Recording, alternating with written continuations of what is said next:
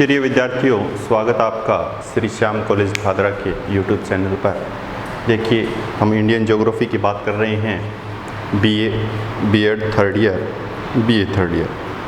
और इसके अंतर्गत हम देख रहे हैं कि जो प्रायद्वीपीय पठारी प्रदेश हैं, वो प्रायद्वीपीय पठारी प्रदेश किस प्रकार से व्यवस्थित हैं, उसके कितने भाग हैं, उस भाग में कौन कौन से उपभाग हैं, इसकी हम चर्चा करें। तो उसको हम कंटिन्यू रखते हैं।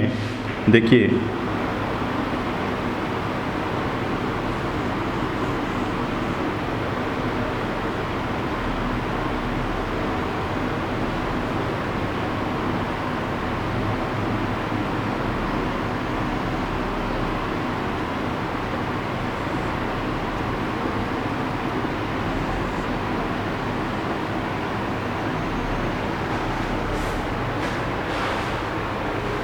हम बात कर रहे हैं प्रायद्वीपीय पठारी प्रदेश की।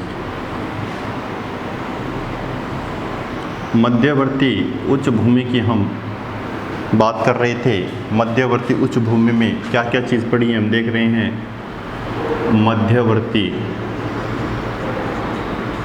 उच्च भूमि,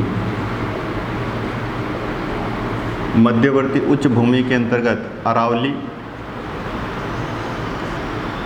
दक्षिणी पूर्वी पठारी प्रदेश, फिर हम बात कर रहे हैं तीसरे की मालवा पठार, विंध्याचल,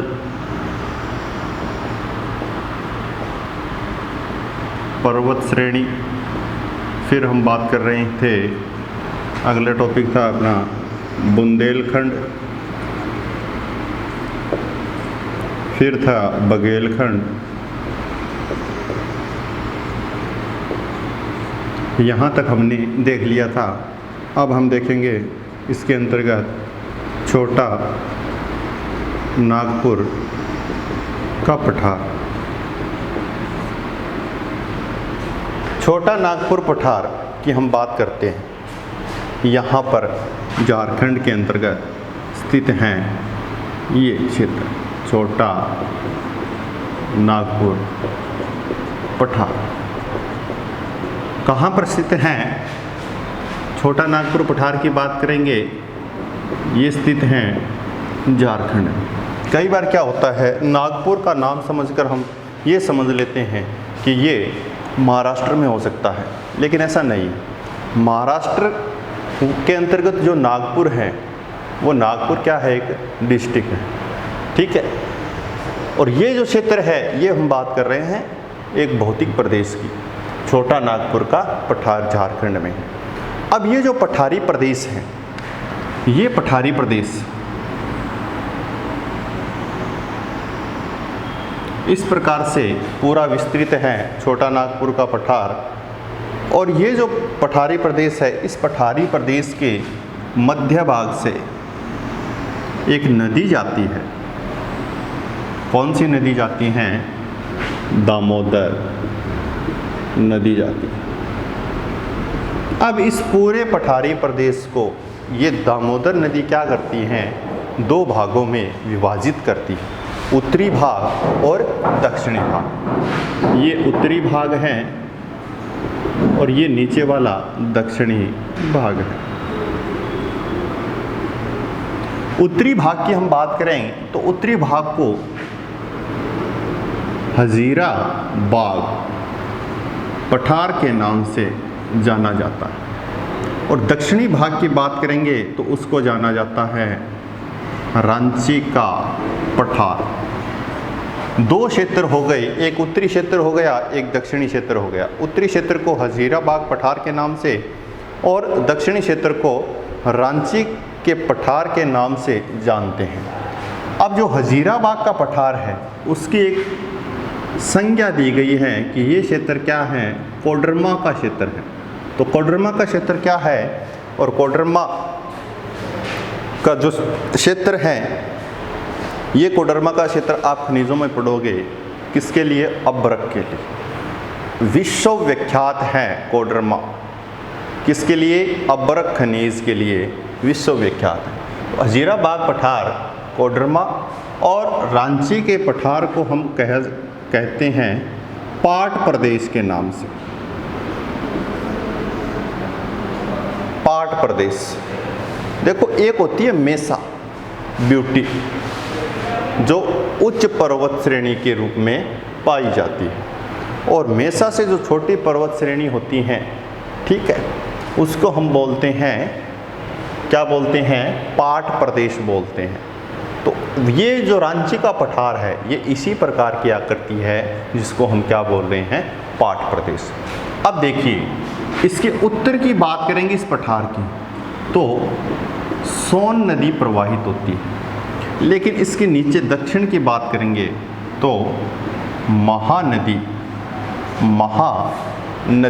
प्रवाहित होती हैं, जो एक डेल्टा का निर्माण भी करती है। अब इस पठार के अंतर्गत किस प्रकार की मृदा पाई जाती है, मिट्टी पाई जाती है। मिट्टी की बात करेंगे तो इस पठारी प्रदेश में लेटेराइट मृदा पाई जाती है, और लेटेराइट के साथ साथ में बॉक्साइट, ये खनिज है ना, बॉक्साइट एल्यूमिनियम का अयस्क, ये बॉक्साइट भी पाया जाता है। तो हम कह सकते हैं कि यहाँ पर लेटेराइट और बॉक्साइट के कुछ निक्षेप पाए जाते हैं। कहाँ पर? छोटा नागपुर पठार में। अब इसकी एक संज्ञा भी है छोटा नागपुर पठार की, काफ़ी बार सुना होगा आपने, स्टोर हाउस ऑफ मिनरल्स। ये किसे कहा जाता है? छोटा नागपुर के पठार को कहा जाता है। इसका अर्थ है, आपने सुना होगा, खनिजों का अजायब घर किसे कहते हैं? वैसे स्टेट की बात करेंगे, राजस्थान का नाम आता है। एक पर्टिकुलर क्षेत्र की बात करते हैं तो छोटा नागपुर के पठार को क्या बोलते हैं? स्टोर हाउस ऑफ मिनरल्स, खनिजों का अजायब घर कहा जाता है। क्यों कहा जाता है? क्योंकि इसके अंतर्गत क्या है, बहुतायत रूप में खनिज पाए जाते हैं। सर्वाधिक मात्रा में जो उत्तम किस्म के खनिज हैं वो इस क्षेत्र में पाए जाते हैं। एक कम क्षेत्र होते हुए भी अधिक खनिजों की सांद्रता रखता है, इसलिए इसको क्या कहा गया है? स्टोर हाउस ऑफ मिनरल्स कहा गया है। छोटा नागपुर के पठार के अंतर्गत हम बात कर रहे हैं कि इसकी जो सर्वोच्च चोटी है, वो सर्वोच्च चोटी की बात करें, इसके अंतर्गत भी क्या है, कुछ पर्वतीय क्षेत्र स्थित है। इसकी सर्वोच्च चोटी है पार्श्वनाथ। ये पार्श्वनाथ 1366 मीटर ऊंचाई में पाई जाती है पार्श्वनाथ। और इसके साथ साथ में इसकी एक विशेषता है कि ये पठारी प्रदेश एक अगर गंभीर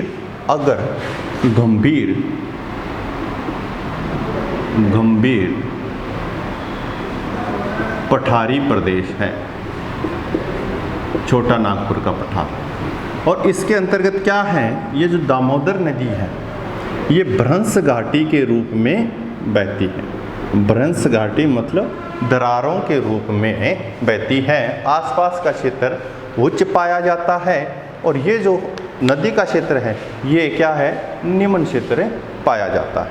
तो इस प्रकार से हमने देखा छोटा नागपुर का पठार किस प्रकार कहाँ व्यवस्थित है। ठीक है, अब हम बात कर रहे हैं अगले पार्ट की। इसके अंतर्गत अगला पार्ट आता है, वो आता है मेघालय का पठार। अब देखिए, मेघालय के पठार की बात करते हैं तो वो क्षेत्र यहाँ पर इस प्रकार व्यवस्थित है, मेघालय का पठार। और इस मेघालय का पठार का जो निर्माण हुआ है, वो निर्माण इसी प्रायद्वीपीय पठारी क्षेत्र के कारण हुआ है। लेकिन फिर भी ये अलग प्रतीत क्यों हो रहा है, बीच में इतना गैप क्यों आ रहा है? और उस गैप को हम क्या बोल रहे थे? मालदा गैप। क्या बोल रहे थे? मालदा गैप। ठीक है, अब ये गैप इसलिए आ गया कि जब गोंडवाना प्रदेश अंगारालैंड जो उत्तरी भाग से टकराया, उस टकराहट के कारण क्या हुआ, ये जो कोने वाला क्षेत्र है ये टूट कर कहाँ विस्थापित हो गया, इस क्षेत्र में विस्थापित हो गया और बीच में एक दरार आ गई। दरार आने के कारण क्या हुआ, यहाँ से जो गंगा नदी है उस गंगा नदी के धीरे धीरे क्या हुए, निक्षेप आने लगे और निक्षेप से ये थोड़ा बहुत इक्वल सा दिखाई देने लगा, बिल्कुल इसके समान दिखाई देने लगा। तो इस क्षेत्र को हम क्या बोलते हैं, मालदा गैप बोलते हैं, या हम कई बार सुनते हैं राजमहल गारो गैप।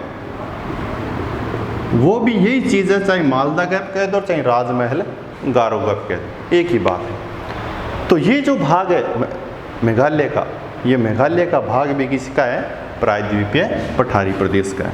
कई बार ऐसे क्वेश्चन हो जाते हैं पुटअप कि मेघालय पठार के बारे में बताइए, और जो कंपटीशन होते हैं वहाँ पर भी ऐसे सवाल आते हैं कि भाई मेघालय पठारी क्षेत्र किस क्षेत्र का हिस्सा है।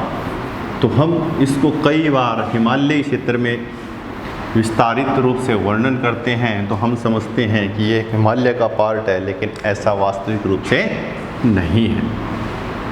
ये पार्ट है प्रायद्वीपीय क्षेत्र का।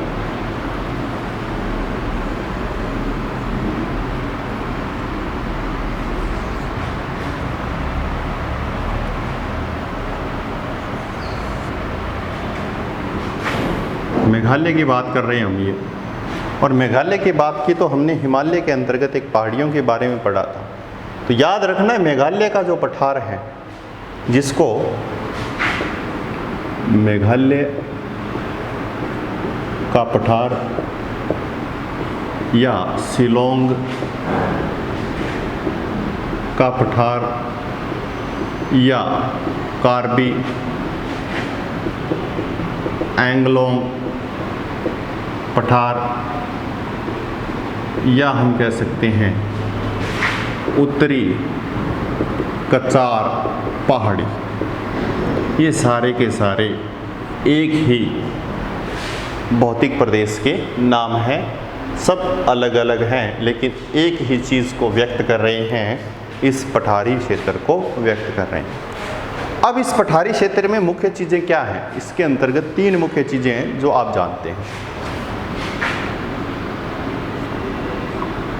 यहाँ पर एक हिल्स है गारो हिल्स, यहाँ पर एक हिल्स है खासी हिल्स, और यहाँ पर एक हिल्स है जैंतिया हिल्स। गारो, खासी और जैंतिया, ये 3 प्रमुख हिल्स पाई जाती हैं, पहाड़ी पाई जाती हैं यहाँ पर, और इसी क्रम में व्यवस्थित हैं जैसे यहाँ लिखा हुआ है। ठीक है। अब मेघालय पठार की एक सर्वोच्च चोटी पाई जाती है नोकरेक। नोकरेक ये मेघालय पठार की सर्वोच्च चोटी कहाँ पर स्थित है, गारो पहाड़ियों में नोकरेक चोटी पाई जाती है। अब आपने नाम सुना होगा एक चेरापूंजी, जो विश्व का सर्वाधिक वर्षा वाला स्थान था। क्या था? चेरापूंजी विश्व का सर्वाधिक वर्षा वाला स्थान सर्वाधिक वर्षा वाला स्थान चेरापूंजी था ये, अब वर्तमान में दूसरा। ये कहाँ पर है? जैंतिया की पहाड़ियों में चेरापूंजी स्थित है। ठीक है। अब विश्व का सर्वाधिक वर्षा वाला स्थान कौन सा है? ये तो था, पहले था। अब मोसिनराम, ये कहाँ पर है? खासी पहाड़ियों में। कौन सा? मोसिनराम। अब देखिए चेंज क्यों हुआ। यहाँ पर लगभग 1100 सेंटीमीटर वर्षा दर्शाई जाती थी। कहाँ पर है? चेरापूंजी में। लेकिन मोसिनराम में पता चला लगभग 1300 सेंटीमीटर वर्षा होती है मोसिनराम। ठीक है। इसलिए सर्वाधिक वर्षा वाला स्थान कौन सा हो गया? मोसिनराम हो गया। और इसकी जो आकृति है, इसकी आकृति इस मेघालय पठार की कीपाकार पाई जाती है। किस प्रकार की पाई जाती है? कीपाकार पाई जाती है। अब मैंने कहा कि यहाँ सर्वाधिक वर्षा होती है, तो यहाँ पर बादल भी मंडराते हैं, और बादल मंडराते हैं तो एक व्यक्ति था जिसका नाम था OH स्पेट। इसने इस मेघालय पठार की एक संज्ञा दी। क्या दी? कि इसको कहा जाता है मेघों का घर। क्या कहा जाता है? मेघों का घर। किसने दी ये संज्ञा? OH स्पेट ने बताया कि ये क्या है? मेघों का घर है। अब देखिए, ये एक अलग सा पार्ट दिखाई दे रहा है, इसलिए इसको आउटलर पार्ट के नाम से भी जानते हैं। इस मेघालय पठार को आउटलर पार्ट भी कहा जाता है। और यहाँ का धरातल क्या है? विषम धरातल पाया जाता है यहाँ पर, इसलिए इसको बहुजननिक या पॉलीजेनेटिक भी कहा जाता है। पॉलीजेनेटिक। इसका जो रिलीफ है, उच्चावच है, जो धरातल है, उसको पॉलीजेनेटिक नाम दिया गया है। बहुजननिक, बहुजननिक कहा जाता है मेघालय के पठार को। अब इसके बाद में हम बात करें कि जो यहाँ पर वर्षा होती है, जैसे देखिए ये मानसून आता है, हम आगे पढ़ेंगे बंगाल की खाड़ी का मानसून। ये मानसूनी हवाएं जैसे ही इन पर्वत श्रेणियों से टकराती हैं, तो जहाँ से टकराएगी, मान लो यहाँ पर टकरा रही है, तो ये श्योर है कि वर्षा भी कहाँ होगी? इसी क्षेत्र में होगी। इसके विपरीत क्षेत्र में यहाँ पर वर्षा क्या नहीं होगी। तो यहाँ पर वर्षा हो रही है, तो ये जो ढाल है इन पर्वत श्रेणियों का, जो ये वाला ढाल है जहाँ वर्षा हो रही है, इसको क्या बोलते हैं? दक्षिणी ढाल। और ये ऊपर वाला क्या हो गया? उत्तरी ढाल। तो मेघालय के पठार में जो पहाड़ियाँ हैं, जो पर्वत श्रेणियाँ हैं, वो दक्षिणी ढाल जो है इनका, इन दक्षिणी ढालों पर वृष्टि क्या होती है? सबसे ज़्यादा होती है। अब देखिए, ये है मध्यवर्ती उच्च भूमि, जिसके अंतर्गत हमने पढ़ा अरावली के बारे में, दक्षिणी पूर्वी पठारी प्रदेश के बारे में, मालवा पठार के बारे में, विंध्याचल पर्वत श्रेणी के बारे में, बुंदेलखंड के बारे में, बघेलखंड के बारे में, और छोटा नागपुर पठार के बारे में, और मेघालय के पठार के बारे में। ये था मध्यवर्ती उच्च भूमि। अब जो मैं सेकंड की बात कर रहा हूँ, वो सेकंड दूसरा जो भाग है, जो इसका विस्तारित भाग है, सबसे बड़ा भाग है, वो कौन सा भाग था इसका? वो था दक्कन का लावा प्रदेश, दूसरा भाग, जो नीचे भाग स्थित है। बी, दक्कन ट्रेप या लावा प्रदेश। अब एक बात नोट करना, ट्रेप क्या होता है? ट्रेप क्या होता है? ट्रेप उस चीज़ को कहते हैं, देखिए ग्रेनाइट और बेसाल्ट दो प्रकार की अगण्य चट्टानें होती हैं, और यहाँ इस दक्कन के पठार में बेसाल्ट निर्मित चट्टानें पाई जाती हैं। और जो नीला बेसाल्ट होता है, जो चट्टान नीले बेसाल्ट से निर्मित होती हैं, नीले बेसाल्ट से निर्मित होती हैं, उसको हम क्या बोलते हैं? ट्रेप बोलते हैं। क्या बोलते हैं? ट्रेप। तो दक्कन ट्रेप, ये इसका स्पष्टीकरण हो गया। अब इस दक्कन ट्रेप की बात करेंगे, दक्कन के लावा पठार की बात करेंगे, तो इसकी जो सीमाएं हैं, उस सीमाओं को हम देखेंगे, कौन कौन सी इसके अंतर्गत पर्वत श्रेणियाँ आती हैं। देखिए, इसके अंतर्गत हमने ऊपर वाली जो पर्वत श्रेणी थी, विंध्याचल पर्वत श्रेणी, विंध्याचल पर्वत श्रेणी, और नीचे वाली जो पर्वत श्रेणी है वो है सतपुड़ा।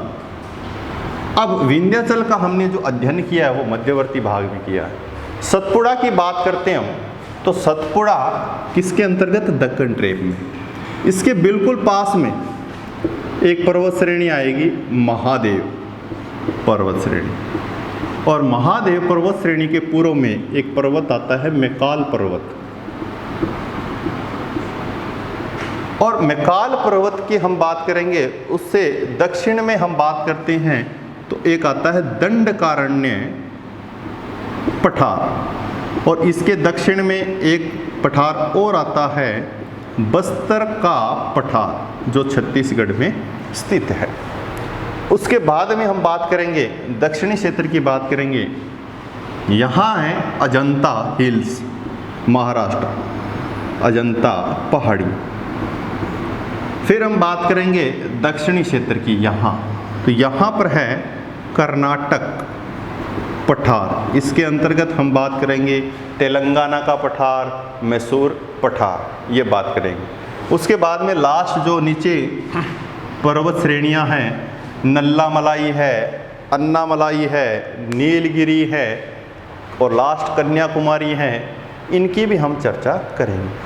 पश्चिमी और पूर्वी क्षेत्र में हम बात करेंगे, ये हो गया पश्चिमी घाट और ये है इधर पूर्वी घाट। इन घाटों की बात करेंगे कि इन घाटों पर स्थित जो पर्वत श्रेणियाँ पाई जाती है, पर्वत चोटियाँ पाई जाती है, वो कौन कौन सी पर्वत चोटियाँ स्थित हैं।